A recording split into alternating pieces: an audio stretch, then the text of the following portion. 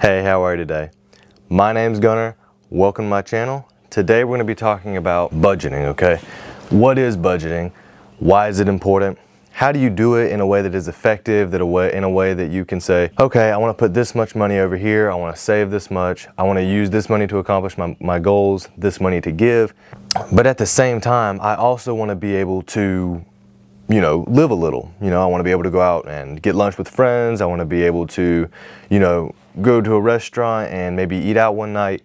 And there is a way of doing budgeting to where you can do all those things.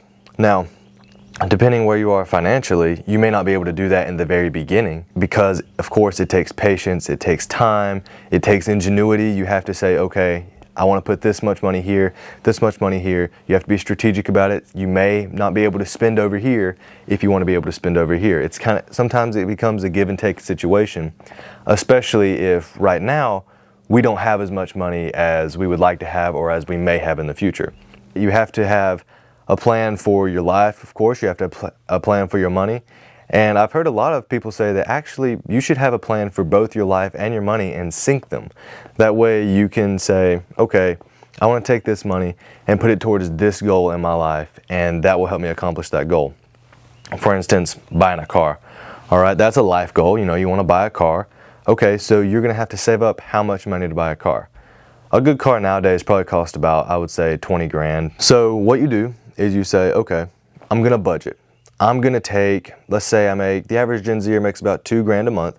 And what's horrible is for a lot of Gen Zers, especially if you're in college, like your monthly payment of 2 grand takes up your whole rent, which I'm not going to be a Debbie Downer right now. But budgeting can also help with rent, but that's for a later time to talk about. Let's say you make 2 grand a month and you want to save up for this car that's 20 grand. All right, so let's say you're not in college, let's say you're not renting, let's say you're living with your parents, all right, you're in high school.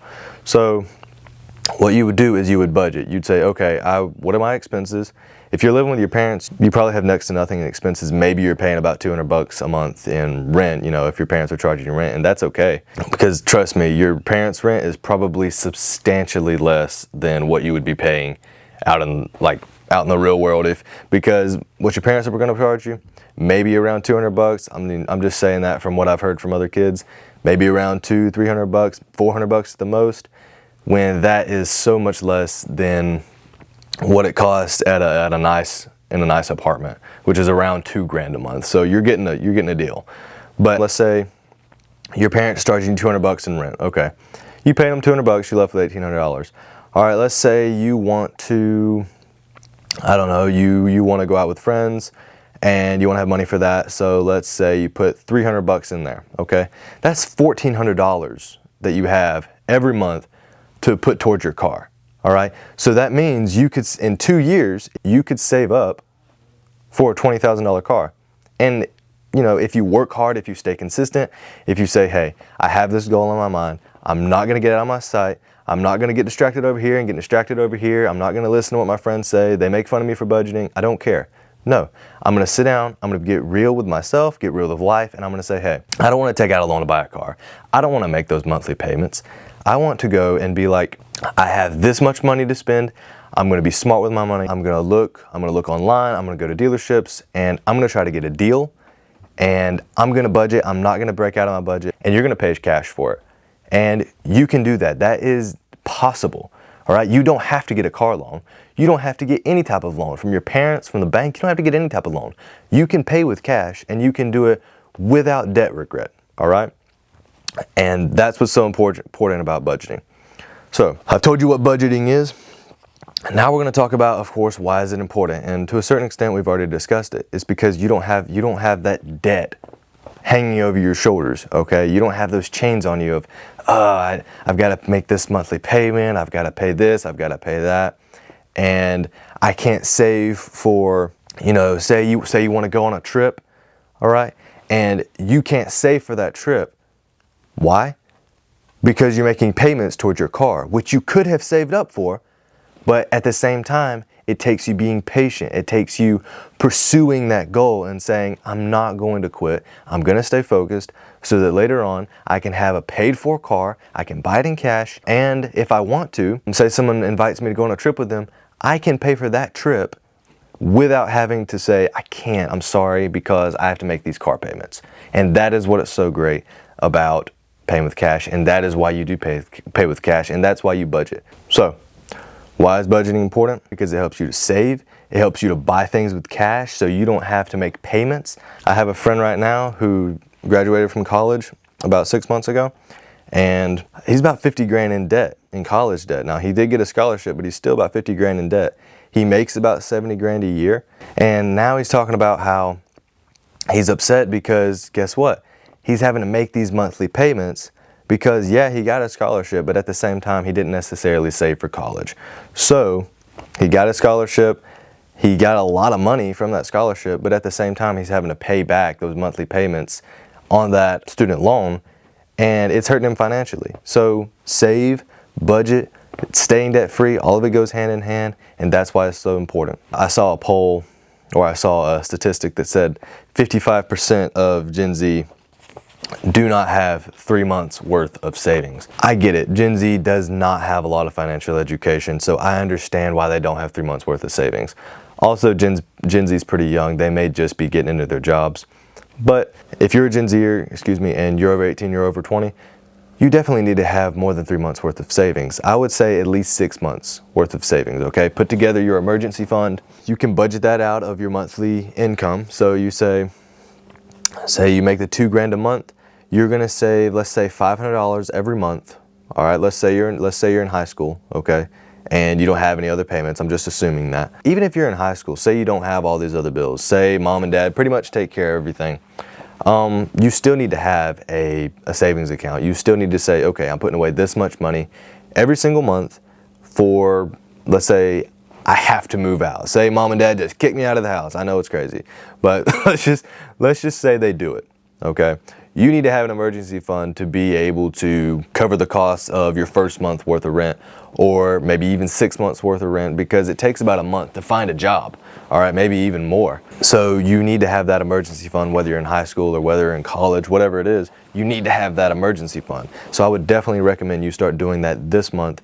Start after you watch this episode, even right now, get a pen and paper and sit down and say, hey, I make this much money a month, and I'm gonna budget this much, I'm gonna put this much in my savings account, okay? So if you make 2 grand a month, I would recommend putting $500 a month in, and that comes to about 6 grand a year in savings, in emergency fund.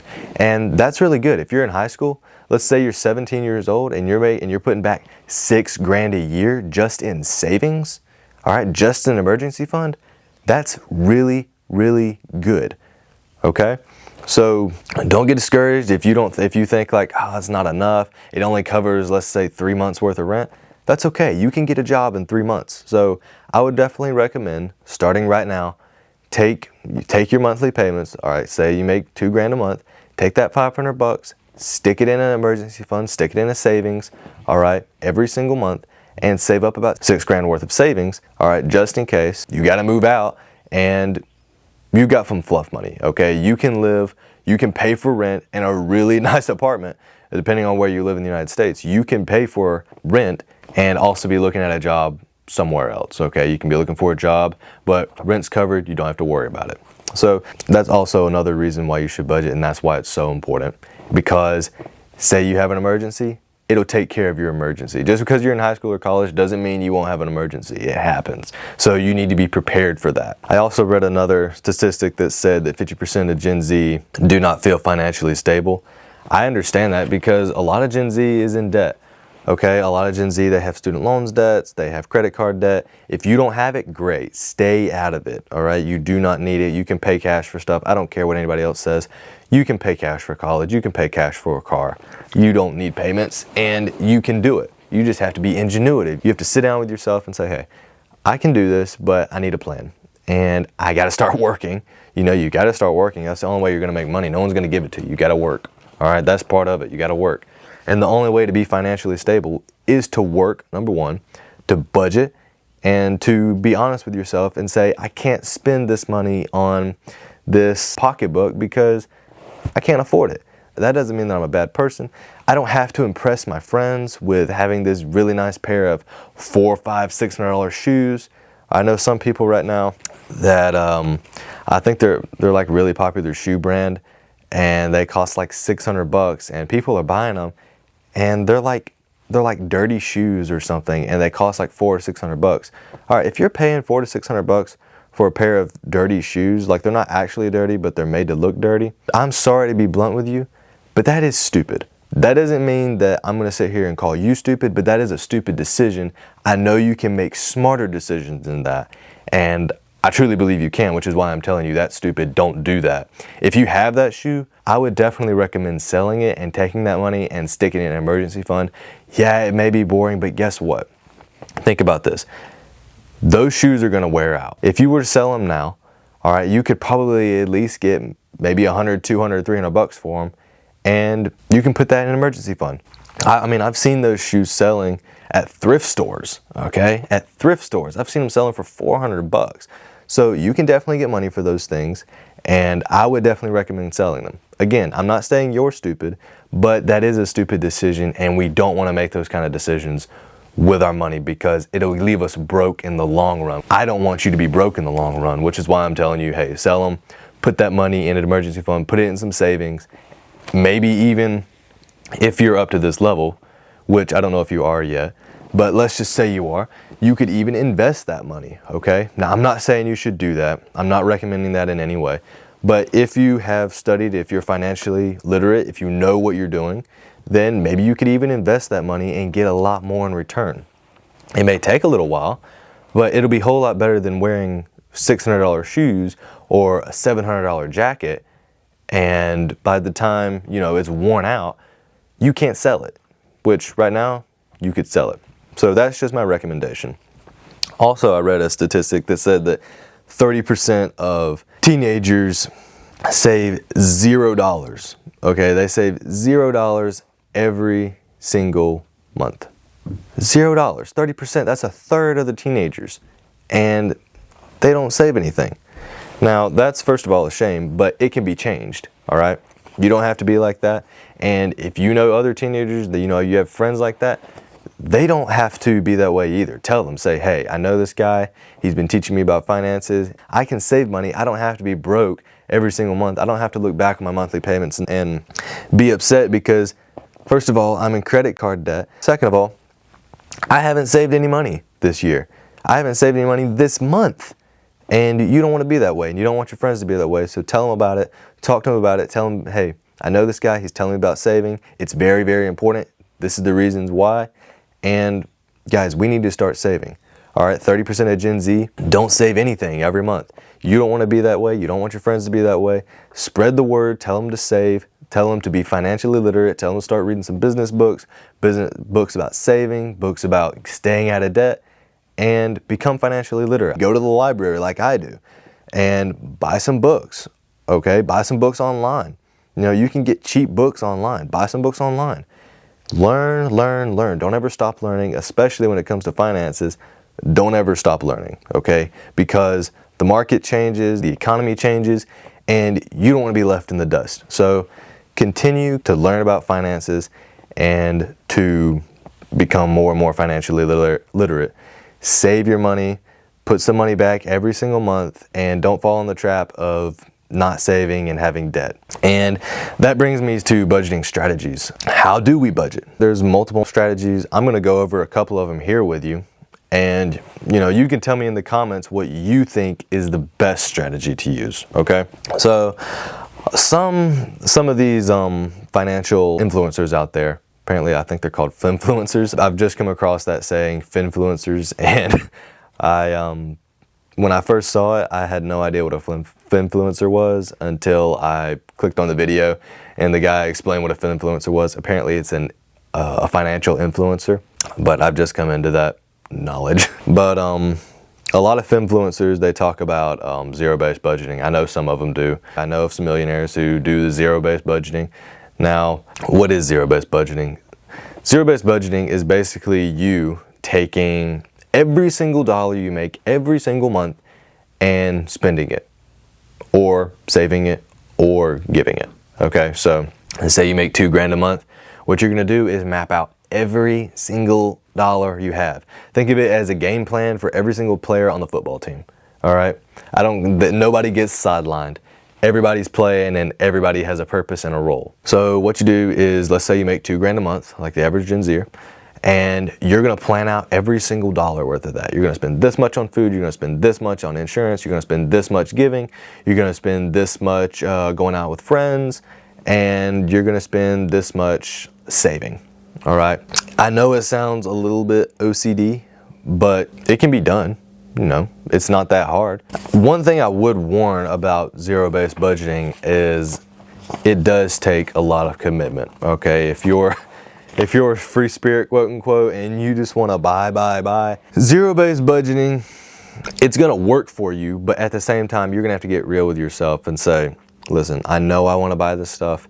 My friends are buying it. Yeah, it looks cool, but I can't afford it. I'm zero-based budgeting right now. This kind of budget takes total commitment, and you know, I'm not going to buy that. You have to be totally committed to zero-based budgeting. You have to be totally committed to any budget. You know, you're free until your budget. Once you sit down and you make your budget, you have to stick to it then. Zero-based budgeting is budgeting every single dollar, and that means you may not be able to buy whatever you want, but you will definitely get what you need. You will definitely have that savings, and in the long run, you'll be so much better financially. So another type of budgeting system is called the envelope system. I personally use this. I like it. I like the envelope system, and I'll tell you what it is. So what you do is you take a few envelopes and you put money in them. So let's say you make $2 grand a month. You're going to write savings, you're going to write giving, you're going to write expenses, food, bills, etc. You're going to write expenses. So what you would do is, let's say you get a paycheck. All right, you're working at a store. Let's say you work at this grocery store and you get $2 grand a month. So what you're going to do is you're going to go to the bank, you're going to cash the check, get the cash out, go home, put the cash, divide it into 3 categories or however many categories or envelopes you have, stick the actual cash. So I would recommend you get your $2,000. I would recommend you get it in tens, but $10 bills. But take it home and you stick it in these envelopes. Okay, you stick this much in your expenses, excuse me, such as your bills, your food, your clothing, your rent. All right, if you're renting right now, and you put that in your expenses, then you say, okay, I'm going to give this much. I'd recommend giving like 15%, and that comes to about $300. So take $300, put it in a giving envelope, give it to somebody you love, give it to somebody that needs it. If you see somebody at the store and they're struggling, they can't buy their groceries, all right, that's not because they're bums. Maybe in some instances it is, but they may just be having a hard time right now. And you can take that $300 and you can pay for their groceries, or you can pay for half their groceries. You can help them. So I would say take 15% and put it in an envelope for giving. After that, of course, you're going to have your savings. You take whatever's left of that $2 grand and you stick it in savings and you put it away. All right, you don't touch your savings because you're saving. Don't touch that. And you also need some spending money, so definitely take that money out. I would say take about 20% for you to spend. So that's what an envelope system is. And every time you go to the store, every time you go to pay bills, you take that expenses envelope with you and you take that cash with you. I know maybe it's scary to take cash out there, but it's okay. You put it in a safe spot. They could still steal your credit cards even if you had your credit card in your pocketbook. And I know the argument is that, credit cards will refund you and you can't get your cash back. Yeah, credit card companies will refund you, but at the same time, you may end up spending so much more because you carry around a credit card and not cash. Take some money out of the expenses and put it in a food envelope. Take that money with you to the store.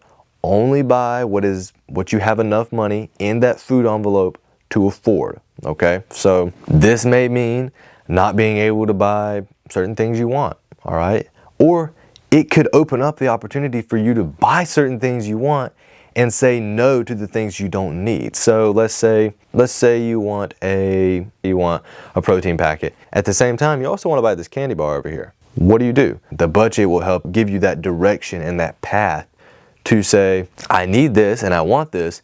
I don't need this over here. This is just going to get in my way. So that's what's so great about having an envelope system is you can buy what you want, what you need, and you can say no to the things you don't need, and an envelope system gives you that path, versus you just going to the store and swipe, swipe, swipe, swipe, swipe. You're in debt, first of all. Second of all, you've just bought a bunch of things you don't need. And statistically, you swiping at the store, you're going to buy so much more than you actually need. It's been proven scientifically, it's been proven you're going to buy so much more on credit than you will with cash. So take your cash, take your envelope, go to the store, stick your envelope somewhere safe. It's okay. Go to the store and buy only what you can afford that's in that envelope. At first it may hurt a little bit, but in the long run, it's going to be so much better because you're going to be financially free.